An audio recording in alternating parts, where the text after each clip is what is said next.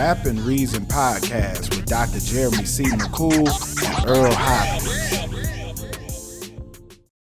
All right, we're back at it again with another episode of Rap and Reason podcast. This is episode 41, and I'm one of your hosts, Dr. Jeremy C. McCool. And I'm Earl Hopkins, man. How you feeling, bro? Man, I'm good, bro. Can't complain. How you doing? I'm good. I got a lot in your hand, bro. I can't complain, man. Oh, You know what I mean? yeah. Like, this is like around the time, I'm sure for you too, because you're winding down on classes. A lot of your students getting set for graduation. So it's a busy season for us both, man. So I'm just like trying to enjoy the process, man. It's hard to do it, but like I'm gonna just try to enjoy the process. You got to, man. Yeah, rather than get stressed and bogged down by it, man. Same Yeah, for you? absolutely. It's grind season, bro. Like it's between grading and wrapping up classes to us finishing up this book to the consulting work I'm doing. It's a lot, but hey, the opposite I always say is not having anything going on. So exactly, which is scarier for me. Oh, absolutely. That's dark times. You feel me? Yes. So I definitely don't complain too much. But yeah, definitely busy season, but all good stuff, man. Hey, look, I caught up to you, man. I watched Sinners. Yes. What was your review, bro? I'm glad you finally got to see it. Yes. Since the last episode, I have seen it twice. Oh, wow. In theaters. I'm twice. like, of course. So yeah. So I saw it once on bootleg. It's crazy. No, I saw it once with my girl, and then I saw it once with my mom. Actually, I was in Cali for a few days visiting, and I watched it with her, and it's crazy because I perceived it differently each time that I watched it. I feel like the second time I liked it even more. But wow, amazing! I feel like the second time I watched it, I was able to pay more attention to like the symbolism because I already knew the storyline. So at that point, I was able to notice all of the little nuances more. But both times, bro, amazing movie, man. I have to recommend it to anybody. If you have not seen Sinners, I 100% will recommend going to see it. It's the best movie I've seen in a minute. Yeah, and I love hearing that from people because number one, I'm hearing that they're going 2 and even 3 times. Like that part I love because again, we talked about this on last episode, and me being like a cinephile, me being like a movie buff, I just love the fact that people are supporting theater, especially for like this type of film. It's Ryan Coogler, a black director from Oakland, California. It's an all black cast aside from maybe a handful of people like Haley Stanfield, right? So to see people support it, and it's so integral to like even our stories, right? Like most of us are a product of the Great Migration. So Absolutely. like our families are from Mississippi. Do you know which city yours is from? Bro, my family is from the exact city, Clarksdale, Mississippi. You're Where the film kidding. was based. Like some people from different areas of the Delta, but my grandma is from Clarksdale, Mississippi. Like that's crazy. Yeah, so that's all. So like even the first scene, like I saw my mom face light up, like what? Like this based in Clarksdale, like where we all visited as kids, like it was crazy, bro. Like that's literally my family story. Is like moved from Mississippi. My grandparents moved from Mississippi down to Chicago, and then some of them, like one of my aunts, actually moved back to Chicago. You know what I mean? Oh wow. I mean not back to Chicago, back to Mississippi. Mississippi. She's been there for decades. Like she ended up moving back and staying.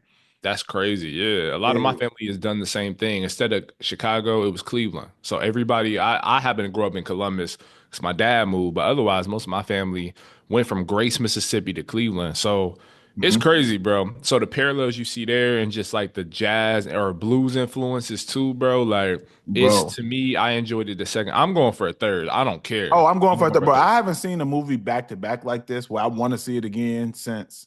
The last movie that I was curious enough about to do this with was Get Out. Yeah. Get Out was the last time where after I saw it, I was like, I gotta go see this again. Or I gotta I had to double and triple back just in case I missed anything. And I think that this is alongside that. And I would even say I think this is a better movie than Get Out.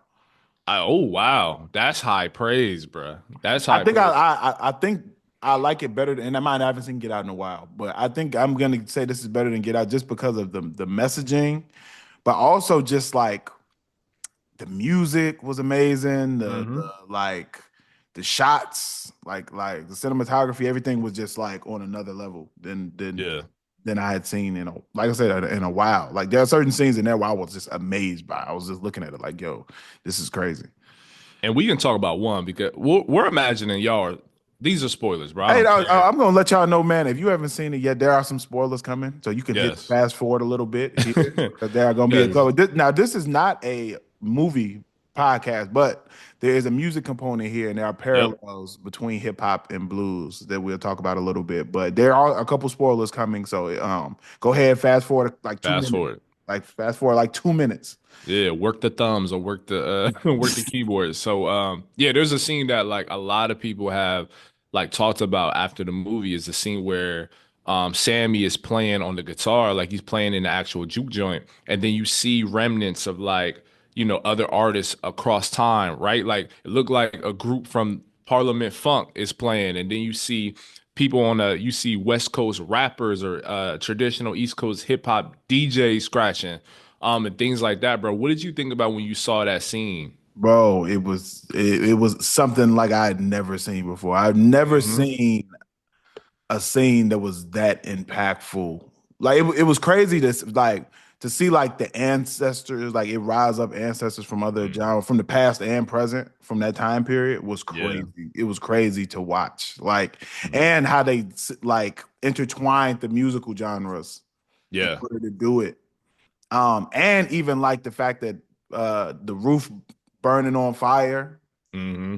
symbolically burning on fire, and then it panned into the three vampires out there just watching it in like disgust almost. It was just a crazy scene, bro. Like, Yeah. and to see, I just have never seen it depicted in that way. I've never seen it like all of the lineage of music and our ancestry all linked together like that in a scene.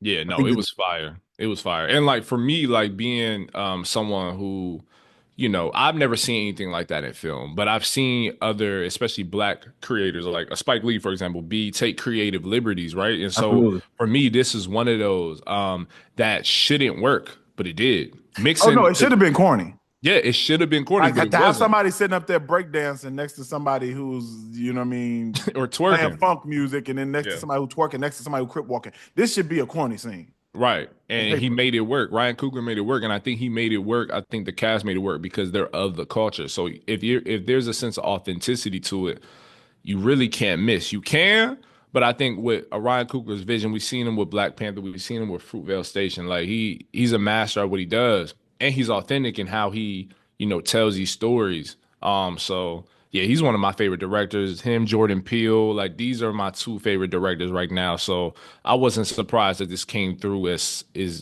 amazingly as it did, man. This is a great film for Yeah, sure. man, and I'll say too, man. Another element of this movie that I think is dope, and another area where it kind of compares to hip hop. And I've always drawn parallel between blues and hip hop. Even in my hip hop class, I Mhm. start with teaching the blues. Like I teach blues first in the hip hop. We don't even get to hip hop to like the second or third week. We're the third Yeah. week of class. And I talk about the blues. One of the reasons why, and I think that this film really captured it perfectly, is how blues was demonized in a similar way that hip hop was, Mm, mm. and both internally and externally, where it was viewed as this radical, almost evil genre. You know what I mean? Mhm. And I feel like the whole genre was labeled and stigmatized as negative. And the same exact thing happened to blues when it came out because blues it was almost like an offshoot of gospel music. Mm. And but it spoke from a different lens and it didn't have those same stipulations that gospel music had of it has to be positive and uplifting. It was like, no, I could just talk about me hating life or the stuff that I'm going through or me wanting or partying or sex or whatever. You know what I mean? Yeah. Whatever I'm going through, I can talk about it on a song. And that's the same thing with hip hop. And I think that the more profound of that music was even labeled that, even though all of it wasn't super graphic or super vulgar, even. Yeah. But the whole genre ended up getting labeled that because of that. So Mm. much so with blues that there's blues singers, multiple blues singers that even had a reputation that they sold their soul to get the talent to sing. They did. Like that's a Yeah. running thing with Yeah. Howlin' Wolf. If anybody who's not familiar with Howlin' Wolf, look up Howlin' Wolf. Mm. Amazing, amazing blues artist. Really the one who fathered like introducing like the electric guitar in the blues, and that's the whole thing. And been taking it from Mississippi to Chicago, the whole nine. Yeah. Amazing. But I think that this movie highlighted that better than I've ever seen on screen. So Honestly, and that element too, since you brought it up too, one of my personal favorite scenes is because one of my personal favorite like performances out of this whole film of the whole year is what's his name? Miles, Lindo, Delroy Lindo, who oh my played God, that Delta scene in the Slim, car, bro, because that scene in the car tells you how black people for years, African Americans for years have translated their pain into what other absolutely, people would perceive as like gold, right? Like, but you have to they pull from so much hurt to make what it is that we all enjoy. So that was a absolutely. clear sign for me. I was just like, man, Oh, they you depicted know, that perfectly, and I'm using that scene in class in next semester. If any of my students mm, watch, you'll be watching that scene in class. yeah, Because to me they depicted it perfect, like him mm, telling that story about his friend being lynched, and then it going from that, him going directly from that to transitioning into song was crazy. crazy, Yeah, crazy. amazing acting, man. Like I said, I can't praise the movie enough. Like a lot of people are just trying to be contrary to be contrary. I don't like it. It's trash. It's like stop it, bro. Like there's no if you don't like that like this genre of movie, which I don't even really label it a full horror. There's to me there's like 40 minutes of straight horror, maybe like Yeah. 30 to 40 minutes of like where it's a straight up horror movie. But other than that, I Mm. don't know if I really would label it as horror. I But wouldn't either, bro. Like for me, this has more social like conversations than it does like yeah, horror elements to the only me. horror part is in the house, and during like I said, 30 minutes of the house is horror. Yeah. And to me that's like the least interesting one of the least interesting parts for me. I think it's the idea of like the group in which that infiltrates like the juke joint and then does what they do. I think that's a more interesting concept and conversation than Yeah, the actual horror itself, even though it's not bad. You know what I mean? Yeah. yeah, man. But look, man, salute Ryan Coogler, Michael B. Did his Jordan. thing. Michael B. Jordan played two characters so well that I didn't even think about the fact that he was playing both of them, which is crazy. Yeah. Same. Same. Yeah, Yeah. and when I heard he was playing twins, I was like, this could be bad. This could be bad. Like I can see Yeah. somebody doing that poorly. Like I don't think I've ever seen anybody do that well. I don't. Oh, yeah. I would have to dig I don't even in. know a movie. Yeah. I'm sure there are movies. Y'all can leave them in the chat if you know a movie where somebody played twins. But Shoot, I'll tell you the worst one is Adam Sandler, Jack and Jill, or whatever that movie is. oh, I know the one. So I said that out loud. Yeah, I did. Yeah. Why are we even expecting that to be a quality performance? But other people have done it, I'm sure. Yeah, yeah, yeah, yeah. but no, man. Shout out to them, bro. This is one of the ages. Like this is not a movie that I think is being overhyped. Like nah. Nah. It deserves the praises and its flowers for sure. And I think, like you said, people were trying to be contrary to be contrary. Like, I think there's an idea that like because people love it, you just can't if you don't have the exact same feelings as they do, then it's not as good. It's like, no, it maybe didn't resonate with you as strongly, or maybe you feel like you've heard these like social issues or ideas over and over again, and there's no sense of nuance. But I'll argue to shut up. Yeah, just enjoy the movie, bro.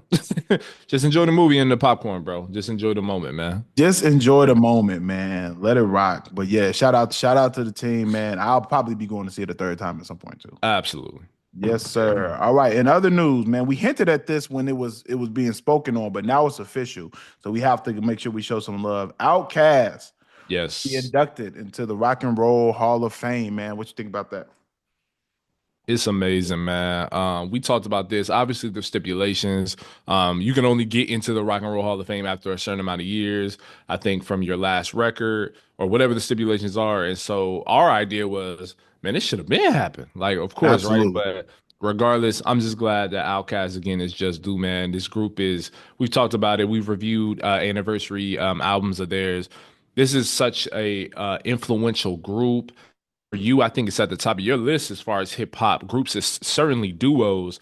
Yeah, And yeah, it's for like me. that for me. Yeah, they're one of the top ones, but I don't even think it can really be a true argument without Outkast being among the top hip hop groups to consider. So this is man well deserved, bro. And they're going in with a great crop of like actual inductees as well. But for me, Outkast is actually the standout. So shout outs to Andre and Big Boy, man. This is huge. Yeah, man. And to me, this is well deserved. I think the Outcast is a one of one type of group. Like they're not they can't really you can't really duplicate what Outkast did Mm-mm. because it's so out of the box and unorthodox as far as their styles, as far as the type of music that they made, as far as the risks they took musically on each album. I think that they intentionally tapped into all of their creativity to make projects. I don't think that there was ever like we're gonna try to jump on whatever the new sound is. Like I never heard that with an Outkast Mm-mm. project. Outkast sounds like Outkast. You know what I mean? And I think that For that is, sure.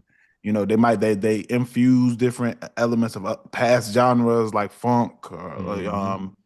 but yeah, no, the way that they've done it, I don't think there's anybody else who I could think of more deserving of it. So shout out Outkast, man. Shout out Big Boy, Andre Three Stacks, like legends. Bro, this is legendary, man. And it, like since we're on the topic, bro, like for you, what if you had to pick a singular song or even album? I think album is more realistic. What do you think single-handedly like is responsible? Because I know it's a collection of things, obviously, like the whole stretch of their like, their projects and everything. But if you had to pick like a highlight from theirs in their discography, what would it be in your eyes? Mm, Just one. just that's come on, man. Just one Hmm. Outcast. Just one, man. I would say if I had to just choose one, that's hard. So I probably would go. So I might go Stankonia. Okay. I think that's was a pivotal turning point. It's not my favorite Outkast album, but I think Hmm. that it was a risky album, and I think that it Hmm. was like they took a lot of risks with infusing funk the way they did in Stankonia Hmm. and implementing all the live instrumentation that they did and I think it worked and I think that I Yeah. think that they're that took them to the next level. I would say so. Yeah. I'll give it if I had to say one I would be Stankonia. If I had to say two it would be Love Below Speaker Box. But Yeah. but So your Stankonia. second your second is my first. Like Mm, that's the first songs that I heard. Wait, was Sorry Miss Jackson on Stankonia? that's Stankonia. So that was technically the first album that I heard of Outkast, but like the song that resonated or the songs that resonated with me were from Speaker Box Love Below. Like that's and now that I gotten older and revisit just Love Below, like that side of it, because I really only heard Speaker Box growing up.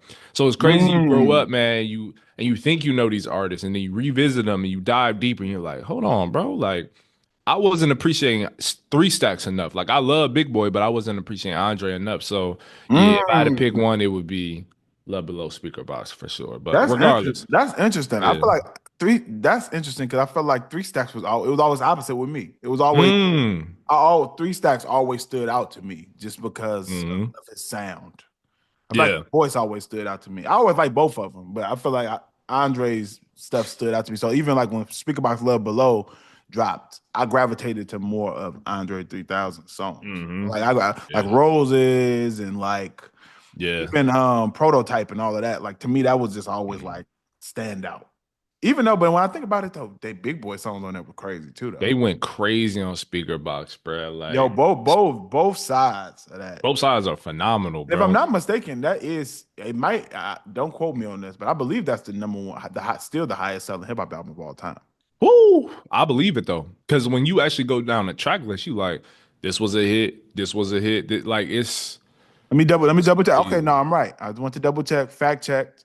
The best selling rap album of all time is Outkast, Speaker Box Love Below, which has been certified 13 times platinum. You know what I mean? So that's diamond. You know what I mean? It's diamond after 10. So it's Woo! past diamond. You know what I mean? We're Yo, talking 13 time platinum, and it surpassed Eminem's The Eminem Show, which is that's which is insane. 12 times platinum. That's insane, So bro. just to like Hmm. tell you all the historic impacts, like Yeah, man. 13 times platinum is crazy. And this album came out what, 25 years ago? Yeah, close Still. to it. And I really don't, just the way in which we can never say never, right? But just the way like the music industry has gone, I don't really see another hip hop album really topping that at least for another 25, bro. No, Put it on no. record. I just don't see it happening. You can do the streaming album equivalent form I think whatever formula you put in there, I don't think it's topping I think the only that. way that somebody is gonna top that is if you put in if Kendrick and Cole finally get what they need to do together. I think that's the only if they give us their Watch the Throne, I think that's the Man, only hope for anybody ever selling man, that many in hip hop. I'm gonna be honest. man. Matter of fact, I'm willing to take it up another notch. You got to put Kendrick Cole and Drake on one You got album. That's the only way it's you got to put topping. it's gonna take all three to beat that record. Bro, they gotta become friends somehow collectively and just make straight heaters from You're track not lying though one to the because outro. they there was so many big songs that blew up on pop charts on this album. Yes, bro. Like Roses was a huge pop song. Like Hmm. I like Move was it called Move? I love the way Yeah, you move. That one that yeah. was a Come big pop on, song. man. Like so those songs all crossed Mhm. over, even though they Yeah. weren't really pop songs, they crossed over to being pop.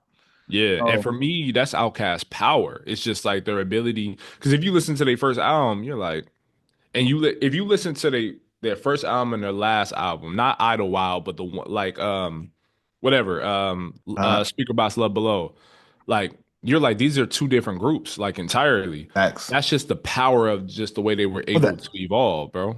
Yeah. Yeah. Was it Aquemini? It might have been Aquemini. Yeah. Or AT Aliens? Or which Yeah, one it was was one of first? those two. I think it was Yeah. maybe it might have been AT Aliens actually. Yeah. So Night the and way day. Night and night day. and day, bro. Totally. So, man, shout out to them, bro.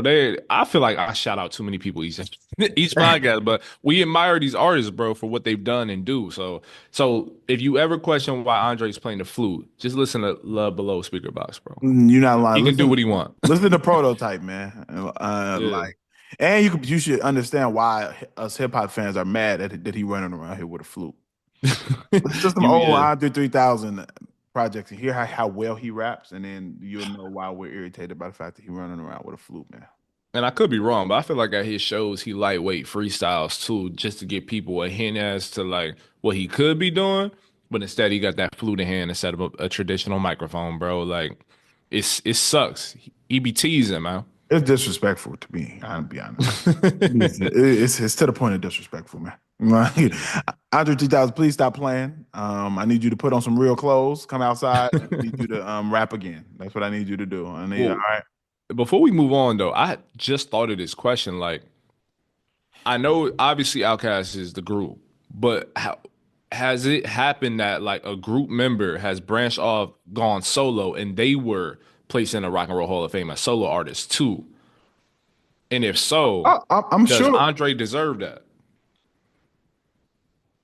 I don't think Andre has enough. Andre only has one semi-solo project, so Yeah, I don't think he could. and just like I know, crazy but I know that's features happened. Like I think recently, if I'm not mistaken, oh boy, Black Sabbath has already been in the Rock and Roll Hall of Fame. But what's his name? The lead singer. I don't know why his name is slipping me. Ozzy Osbourne. Ozzy Osbourne is being inducted, I believe, this year as a That's solo artist. But it fire. happens with bands all the time.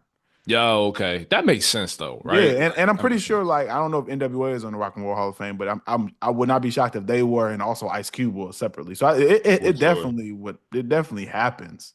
Yeah. It has Um, to, right? Yeah. I'm Yeah. yeah, I would I'll be shocked if the Jackson Five wasn't on there, and we already know That would Michael be Jackson is there, crazy.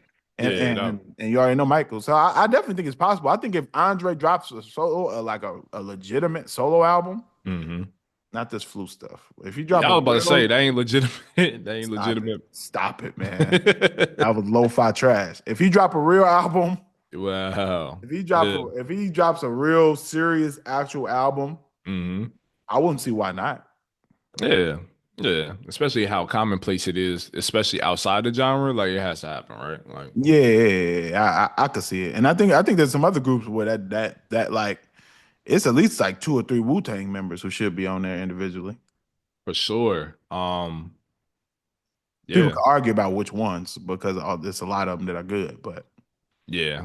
All of them are like good to a certain extent too, bro. Like yeah, they don't miss. Even the ones that became members after, like Capadona, like I fuck or sorry. Let me cut that out. I mess with Capadona, yeah. But yeah. yeah. No, it's Yeah, Wu Tang is my. I think in my favorite rap group switches. Like sometimes it'll go to. Most of the time, I say Outkast is one for me. Hmm. Yeah, And then second is usually Wu Tang. Third, it varies. yeah, Sometimes it's Tribe, and sometimes this De La. But yeah. But all of them, bro. Like you can't. If someone told me De La Soul was their number one, I would be like, you don't really like. I would suggest Tribe. I would suggest Outkast, but I can't argue between those three to four. I can't, bro. I can't. nah, man. And then I Mhm. might. And then I. You could even throw some people would throw some hip hop fans would throw Public Enemy in there. You know what I'm saying? So. Yeah, yeah. That's valid. To me, the only reason why I don't throw them in, I'd be like, sometimes I put Andre and Big and Three Stacks in there.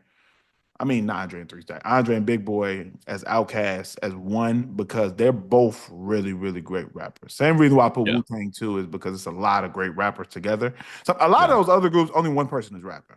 So Right. And another's it's a hard hype for man, the DJ, hype man or the producer. DJ or the producer, and to me that's Yeah, important, but it's hard for me to put you on the same level as an Outcast or Wu Tang as far as like all the other members. You know what I'm saying? yeah. No, that's valid. That's But valid. that's the only reason Yeah. why I always have them as one and two. It's not necessarily because I think their music is leaps and bounds over the other groups. It's just like Public Enemy is like there's one voice of Public Enemy. For sure. Really. Like, and For we real. love Flav, you know what I mean? For what he does as a character, like a personality and everything else. But yeah, I can't name you respectfully, I can't name a single Flavor Flav verse that's ever stood out to me, or a line or a bar that stood out to me. But you know, it made sense why he was in Public Enemy to kind of like be you know what I mean? Like the Yeah. opposite of Chuck D. It made sense. Yeah. Yeah. It definitely made sense. It's just a matter of like, you know what I mean? But how many people actually rapping in there? And you Exactly. can't discount the producers. You can, because there's no Rakim. Rakim is Rakim, but Eric B, Egg B played a role in it he though. played a role. EPMD, like Eric Sermon, definitely played a role, like as a producer rapper. Like, and he's phenomenal too. And he founded one of my favorite rappers, which is Redman. So, yeah, man. Yeah. Yeah, and now I'm not certain what who was the main producer for Public Enemy? Was it Professor Griff? Maybe Bomb Squad. or So Bomb Squad? Okay. it was a whole collective. But as far as like the top one, that's a good question. I have to do some diving. Yeah. Yeah, but nah, man, a lot of fire hip hop groups, man. It's unfortunate we don't really have many hip hop groups no more. I know, man. And one of my favorite, I feel like underappreciated, and a lot of it has to do with the fact that the main rapper passed, but Gangstar. I love Gangstar's music. DJ Premier. Hmm. Um, and what's the rapper's name, bro? I'm gonna cut this out too. Because I'm embarrassed now. I can't even think of what's his name, bro? Gangstar. You Oh, you know the talking about? main rapper? You talking about? No, shoot, look. Now we both. Bruh, I'm embarrassed now. You talking about Guru. Guru? Wow. Bruh, see, I'm talking on my neck right now. It's I all should right. have left it at the group name. It's all right, man. We got to finish the coffee, man. Yeah. Yeah. Yes, sir. But now a lot of it, man. Also, I wish another person randomly before we get to this next topic. Black Star, y'all need to make another album too, but I don't. Absolutely. Khalid, Absolutely. Most Def. I don't know what y'all got going on, but yeah, y'all get in the booth, make it happen. ASAP. Or I think a Most Def solo project too, but you know what I mean. I'll take either one. I'll take Yeah. a I'll quality take it to album. live. Yeah, I think Quali too. I find Mhm. Quali's released more music than Most Def. Most Def just stopped. You He know. stopped, bro. He stopped. He stopped acting. He stopped appearing in public. Like he's on a whole nother plane right now. Yeah, man. But speaking of hip hop legends on their own type of time, you That know. wear beanies. It's like, And nah. what- That's a fact, though. No, yo. Speaking of conscious rappers, we can't talk conscious rap without talking about common sense, man. We can't. Um, and for those who do not know, it has been 20 years. It'll be 20 years in May since the release of one of Chicago's own Common project called B. Mhm. Now B is an album that you've heard both of us mention it on this podcast before. This is a project that both of us speak highly of on this podcast and always reference it. But we wanted to actually do a review of Common's album B. To me, this is one of the most underappreciated albums in hip hop history. Absolutely. And I say that with full confidence. To me, this album never gets referenced when people talk about, when people talk about the greatest hip hop albums and they talk about and they reference, the Illmatics and the Blueprint and the, Mhm. like, I'm gonna be honest, they need to talk about this album to me. Hmm. Now, when did you discover this album? Did you listen to it when it dropped?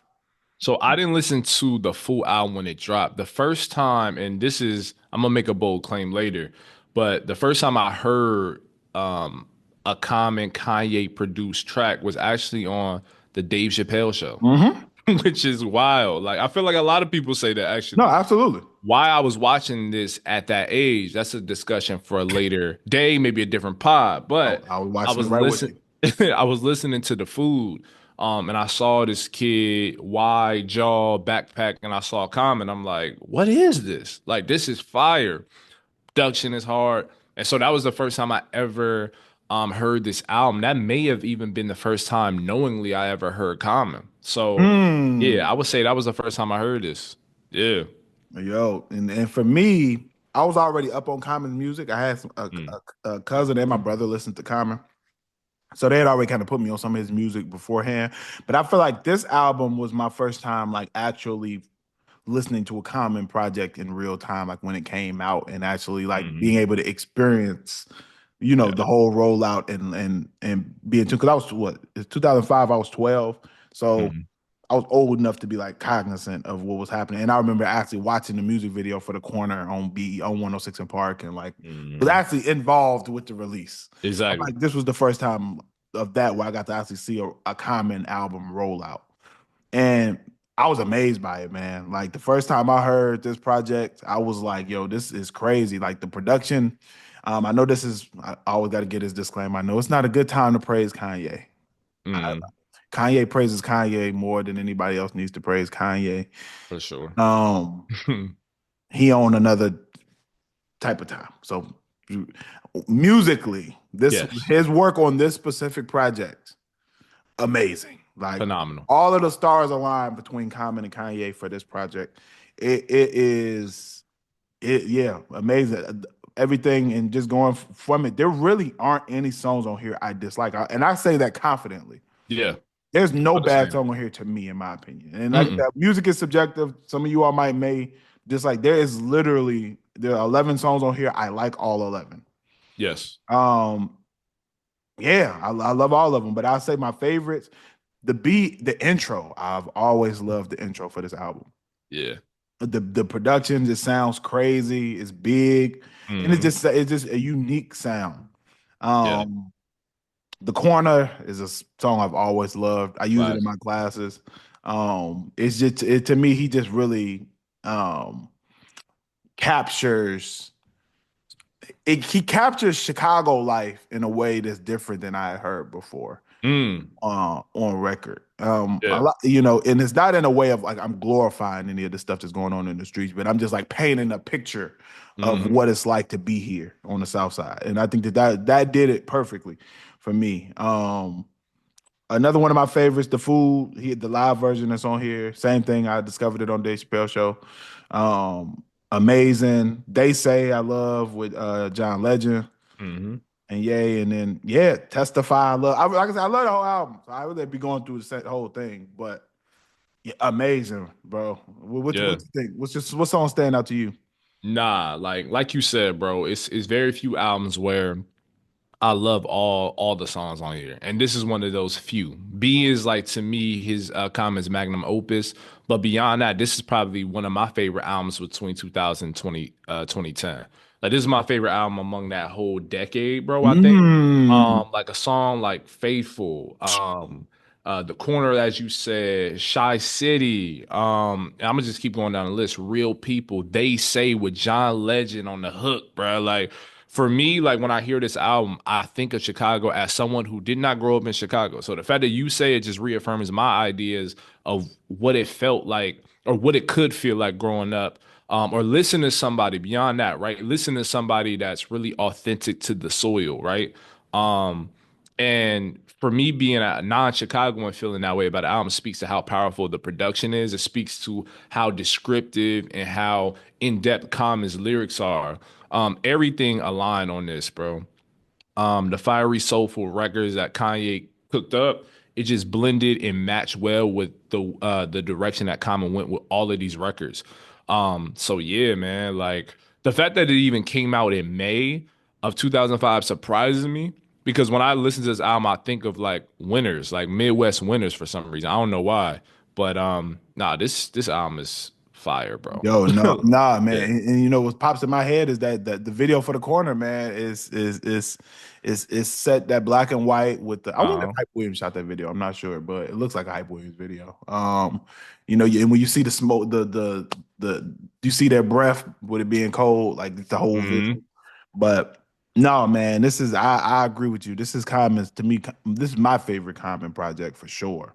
Yeah. And like I said, there are only a few, and that's another conversation for another podcast too. We might want to run that Mhm. back on another episode. What are the hip hop albums that have no skips?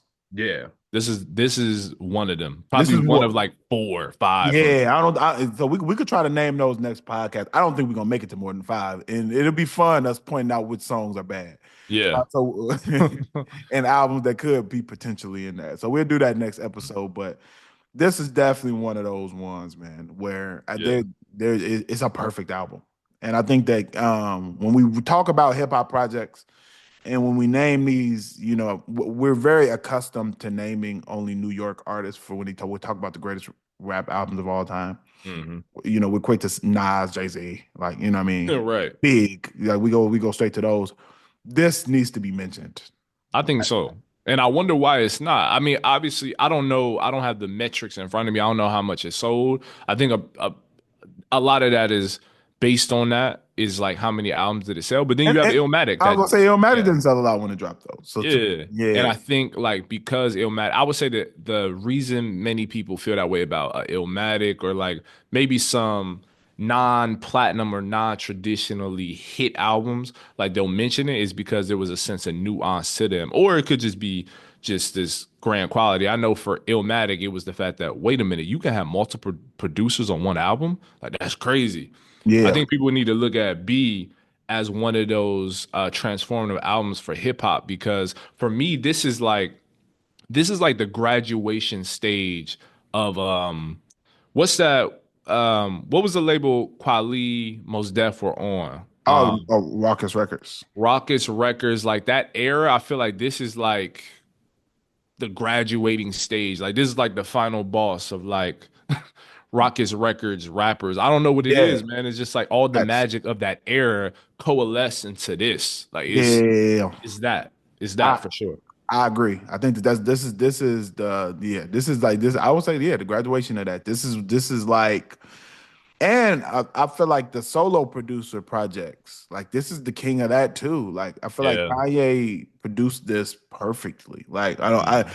him and Common, their sounds worked so well together on this Mhm. project that I thought it was amazing. And for anybody who's never seen the Testify video, I don't think that video gets enough credit either. Testify with Taraji P Henson Mhm. courtroom. If you've never seen the video for Common Testify, highly recommend watching it. Taraji P Henson is playing the role in the video. Um, amazing, bro.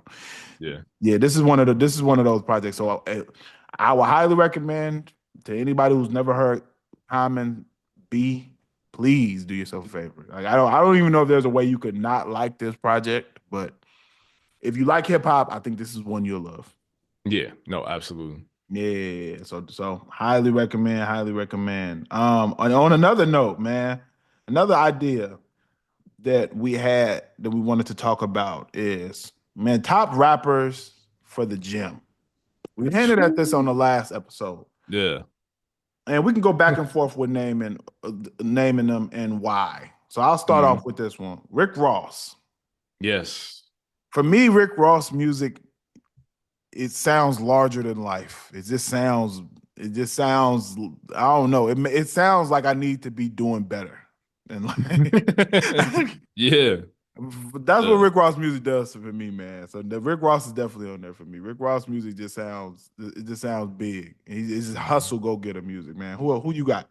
I got Big X the plug. I know he's a relatively new Mm, artist, but when that's a I good listen one. to him, it's like it's motivational. A lot of his music has these really soulful samples, Yep.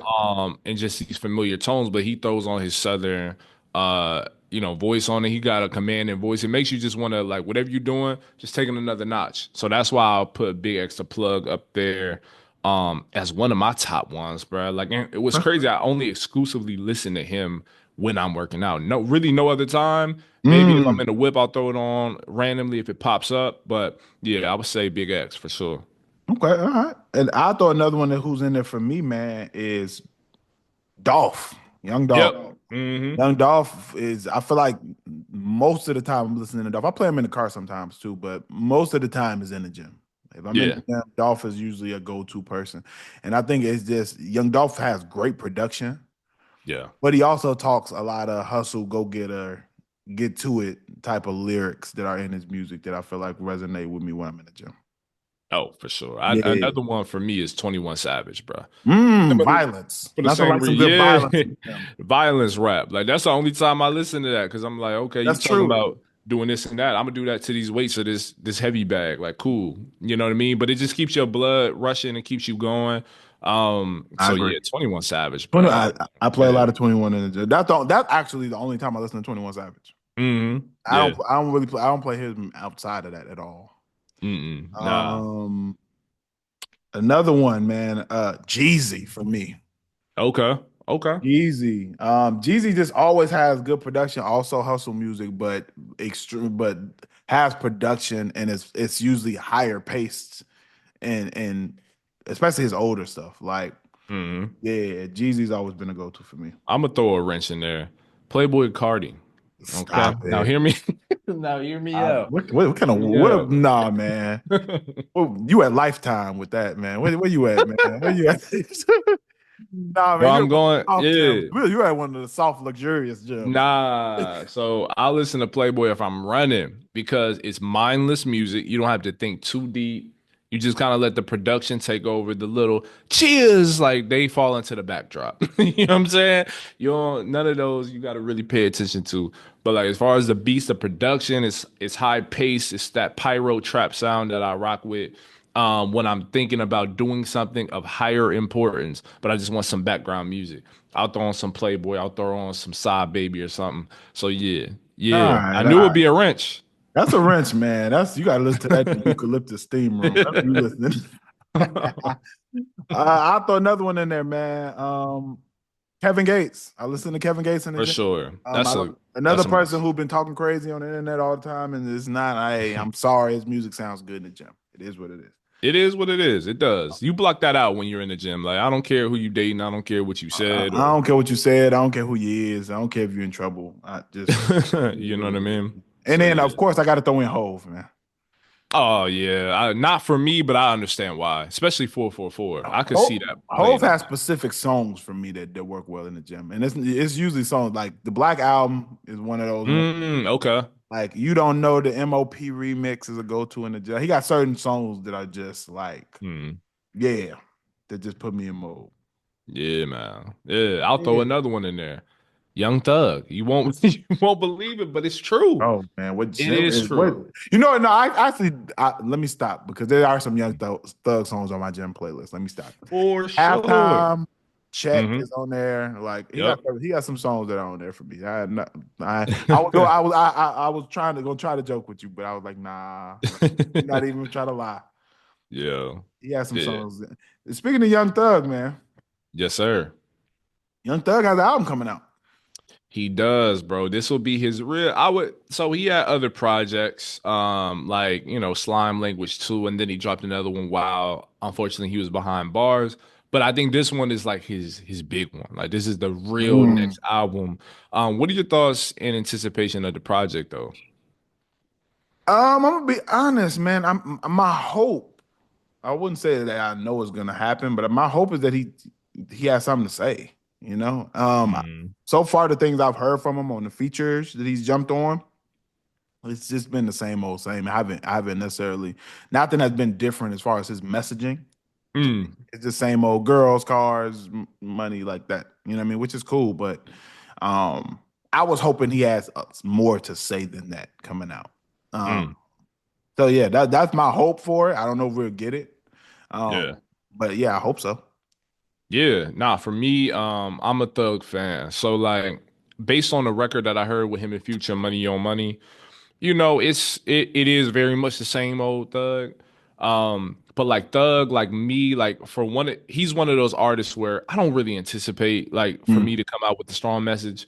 I just want great beats, him to float on a couple hooks, bridges, whatever, and make it work as a record, and just for it to be a source of fun. Like that's what I'm looking mm. forward to. So I'm hoping he channels some of the energy he channeled on 2019 So Much Fun, because to me that's my favorite actual Thug album, not project, but album. So if he can recapture some of that, like I'm good with that. Like I don't really need much from him. I would, in a perfect world, would I love for him to talk about like everything that's transpired the last 900 plus days he was incarcerated or whatever the case. Yeah, I would. But that Thug's never really been on that type of time. So if it can just be solid records, some fun summertime records, I'm good with that. You know what Yeah. I think, and you know what I think it is I think we should make it in the norm in hip hop where after the age of 30, you can't just not talk about anything. Hmm. Now that I'm Okay. past 30, now that I'm at the Mm, 31 stage, still mm. younger than Young Thug and some of these other artists, but Yeah. I think you have to have something else to talk about by 30. You just have to. Like, Mm. I'm just can't buy that all you have to talk about is money. Like there has to be something else going on in your life. Yeah. You know what I You know what's mean? you know what's interesting is like they don't necessarily, I don't know if it's that they don't have anything to say or they're incapable of putting on wax, but it's interesting how their fan base seems to grow as they get older and as the messages are relatively like stunted too. Right? Like, ain't Yeah. that crazy? What does that say about like the average hip hop or music consumer? Like that's kind of interesting. Yeah, it is. And I think that there are some people who only want to listen to you for what you've been giving them in the past. Hmm. And they don't necessarily want to see the growth or evolution in your messaging. I think it just depends on the artist. Like one Yeah. example I always give is T.I. rolled out a full conscious album Mm. called Us or Else. A lot of people don't even know that he wrote this album out.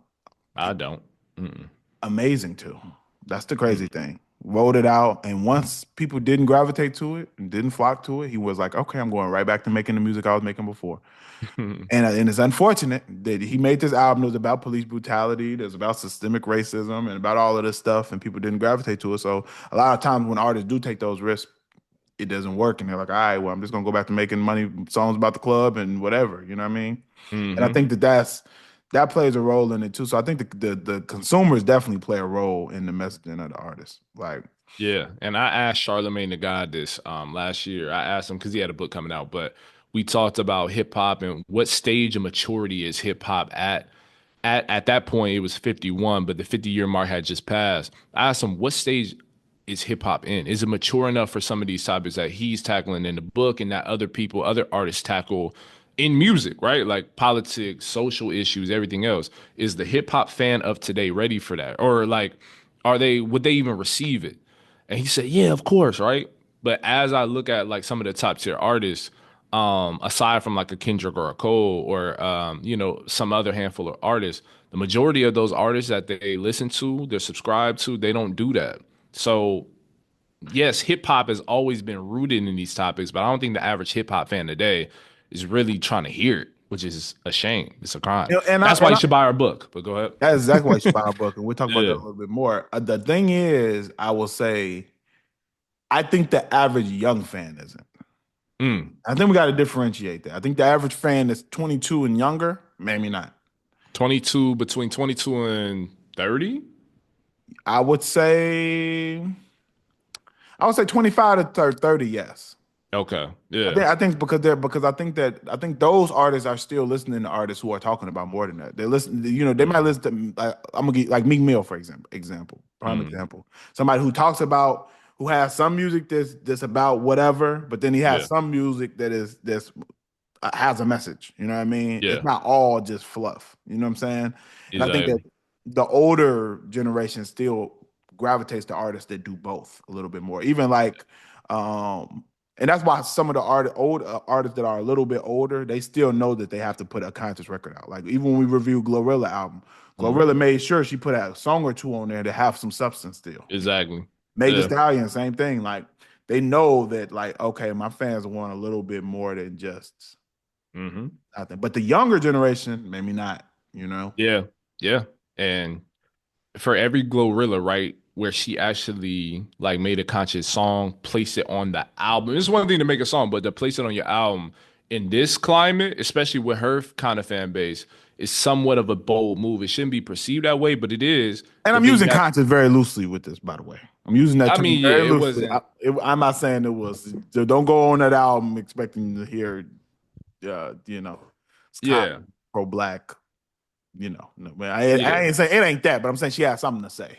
For sure. And one of our critiques was it didn't cut as deep as we would have liked, but she tried. She Like I, tried. but then you have an artist like a Sexy Red. I hate for her to be like the poster child for this, but I've been to her performances not by choice, brother, not by choice. I gotta Yeah, make sure okay. that is well No, no. established. You had on a Yeah. shirt that said "Big Sexy." Work takes you interesting places. It takes you to Italy. It takes me to a Sexy Red concert. Ain't that about a, you know what I'm saying? But listen, listen, man. You see the juxtaposition, bro. You see the difference, like, and how the people, not only the crowd, but how they perceive the music. So, because if she were to break out and talk about the traumas of her growing up in St. Louis, they'd be like, "Nah, turn that off. Get it sexy." You know what I'm saying? Like that's what they want to hear instead. So, Yeah, it's interesting. it's It's interesting, interesting. but I think when artists get older, to me personally, Yeah. it's just weird. Oh, if they're still performing, especially, You know, dog, what? I'm like for an example, and I don't even want to use Key Glock as the example. I know you said you interviewed him recently, and for me, I that's another gym artist for me. I listen to Key Glock For music in the sure. gym a lot. He's probably high up there on there for me, honestly. But Yeah. like Key Glock, for instance, Key Glock is younger. He's in his 20s, but Hmm. so but even Key Glock in songs, I hear him try to throw little stuff in there. You know what I mean? Now Mm. he may not give you a whole, he didn't give you a whole conscious song, but he will Yeah. throw some stuff in there about the importance of raising his family or the important, like he throws lyrics in there. Same thing with T Grizzly, like he still throws stuff in there that Hmm. has a little substance. It's really some of the younger artists who are just completely like, I'm not gonna talk about nothing. I'm just gonna just yell random stuff in the song, and Yeah. I'm not. Even the artists who are in their old, like later 20s, I feel like still usually provide something. Yeah. Yeah, Yeah. so I still have hope. I would say that the older hip hop fan who's an actual hip hop fan, it still wants a little substance.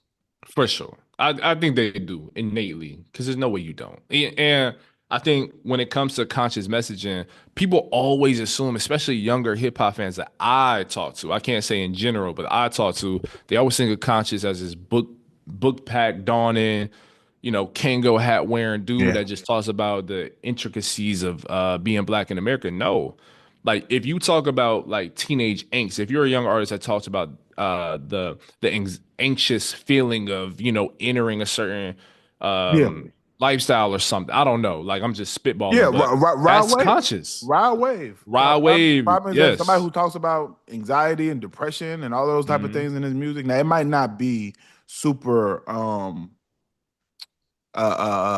necessarily pro black. A lot of times people associate consciousness with pro black, Exactly. which is fair. But It's I fair, think but that yeah, at the same time, his is I've heard Rod Wave songs where it's like he talking about what he went through and telling people they can get through it. That's conscious messaging.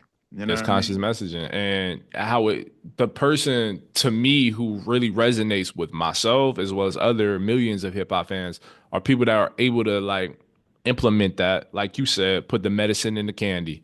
If you can make good music out of this messaging, then you have a career. It's not like you have to choose one or the other. You can do both.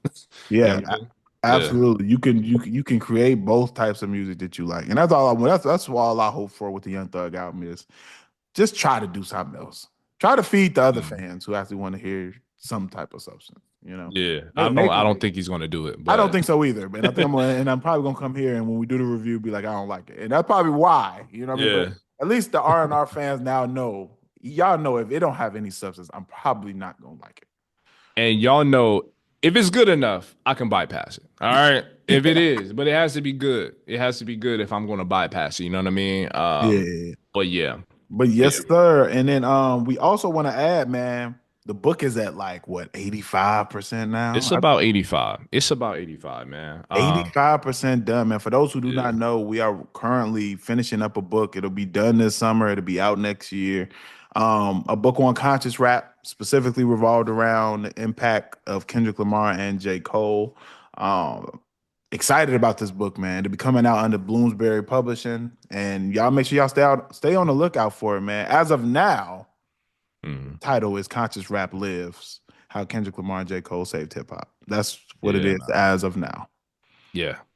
This is gonna be amazing. We just gotta wrap up a few things, but otherwise, bro, it's gonna have some of your favorite hip hop scholars, commentators, digital creators, and just experts within the genre. Like that's it's not just from our perspective. While it ultimately is the overarching theme, is our brainchild, our creation. We have other people that are chiming in as well. So that's the important thing. And ultimately, it's just going to be a great story, and it's worth opening up, purchasing and opening up, and then purchasing some more, and then have your other people's open up. Yeah, and then giving Yeah, it out to the kids and you feel me? So yeah, this is gonna be dope.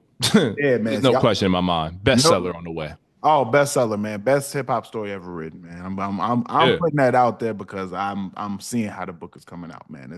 Hmm. It's different than any other hip hop book you've read. It's more compelling, more interesting, more dynamic. I think that you all are going to enjoy it. So we'll keep you all posted on the progress of that and what that release date is going to look like. Man, another dope episode, bro. All right, hitting hits, hitting Hit. hits. Oh, I almost look. Earl keeping us on track. Almost forgot. We almost didn't leave y'all with nothing, man. All right. Hidden hits. I got a couple that I need to give y'all, man. So some joints that I want y'all to make sure that you check out. One is I'm gonna have to give you a whole project here because let me tell Mm, y'all, for y'all don't know, I definitely am a supporter of an artist by the name of La Russell. La Russell has been dropping a lot of projects, a lot. a lot of them, a Yeah. lot of them, which I love that he does because he's independent. He can do whatever he wants, and he's just dropping music as he feels, which I think is amazing. But sometimes when you do that, some of the albums get lost in the sauce and people don't know about them. And I need to make sure that you all know to check out. There's one he has called "Make Hip Hop Fun Again." Fire. All Mm, right. Fire Project. It has a lot of big features. It actually has a lot of big features on here from Snoop to Wiz to T Pain. Like it actually has some really, really big features on here. But one of the joints I want to recommend from that project, check out the whole project. But there is a record on here called let me make sure I get it. I don't want to mess the name up. Make sure that you all check out a joint called Helping Steel and mm, also No Comprende. Those are the two that I would recommend, but check mm. out the whole project for sure. Absolutely. I'll just throw a couple in there. So I would do No Sweat with Key Glock. If you want another gym song or song to add to your gym playlist, definitely check out No Sweat by Key Glock. And then if you just want to ride around, listen to some player music, or just listen to like some dope lyricism, Griselda, like for me, my top or my one of my favorite is Griselda MCs. West Side Gun, he has a song called Egypt. It's just dope. You want to talk about luxury rap, like that's it. You know what I mean? So I would definitely check those one out, and then maybe one last one. I'll throw another one. Jill Scott by Primo Rice, featuring Harry Mm. Fraud, Wiz Khalifa, and Currency, bro. It's just some laid back music that you should just check out. I know we just got done talking about messaging. Primo Rice does not have good messaging on any level, but I it already know. sound I am familiar with Primo Rice's music, yes, and I cannot say that I don't indulge. yeah, So yeah, yeah, yeah, yeah. guilty as charged. Listen, it sound good as like, you know what I mean? Like my grandparents would say. But yeah, man, definitely check that one out, bro. Yeah. Yeah. And then I'll give y'all a couple older ones, man. Check out Schoolboy Q, prescription slash oxymoron. Oh yeah, classic. Classic record, man. One of my favorite Schoolboy Q songs. I think it's a really impactful message about drug use, drug abuse, addiction, all of that. Make sure y'all check out that record. I'm gonna give y'all an even further throwback, man. De La Soul called "Stakes Is High." I want y'all to check Oh yeah, another that. one. Yes, sir. Make sure y'all check that record out. And then, man, I'm gonna give y'all one by my boy Big Crit, man. Mhm. Speaking of Mississippi, man, gotta throw a Mississippi joint in there, man. He got a joint Mhm. called "Price of Fame."